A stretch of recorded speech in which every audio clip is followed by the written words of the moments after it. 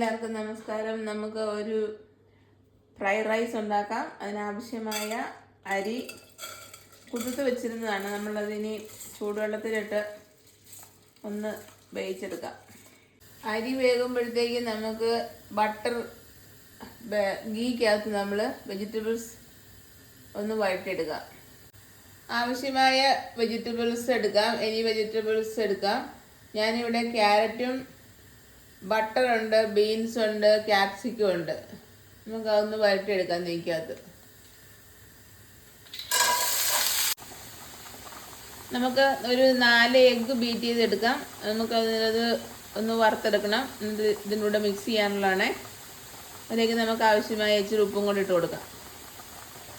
Spices ഇടണമെന്ന് ആവശ്യമില്ല. എങ്കിലും ഞാൻ ഇതിനകത്ത് ഇത്തിരി ഏലക്ക, ഗ്രാമ്പു, പെരുംജീരകം, ചെറുജീരകം അതും കൂടെ ചേർക്കുന്നുണ്ട്. ഞാനത് വെജിറ്റബിൾസിൻ്റെ കൂടെ ചേർത്ത് കൊടുക്കുവാണ്. നമ്മൾ വെജിറ്റബിൾ ഉണ്ടാക്കിയ പാത്രത്തിലേക്ക് തന്നെ അതിന് നടുക്കോട്ട് സ്വല്പം എണ്ണ ഒഴിച്ച് നമ്മൾ അവിടെയാണ് എഗ്ഗ് ചിക്കിയെടുക്കാൻ പോകുന്നത്. ബീറ്റ് ചെയ്ത് വെച്ച് എഗ്ഗ് അങ്ങോട്ട് ഒഴിച്ചു കൊടുക്കാൻ പോവാണേ.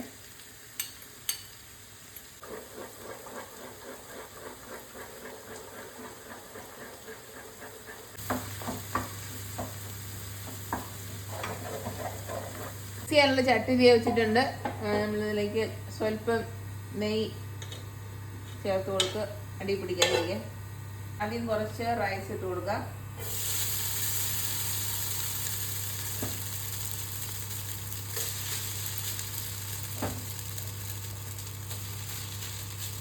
പ്രോപ്പറായിട്ട് കുടഞ്ഞ് മിക്സ് ചെയ്തെടുക്കാമേ.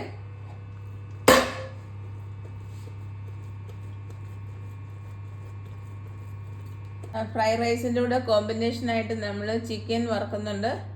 ചിക്കൻ നമ്മൾ എയർ ഫ്രയർ വയ്ക്കാൻ പോവാണ്. അപ്പോൾ നമ്മുടെ fried rice, chicken fry, apple pickle ready. Enjoy അപ്പാ. ബൈ.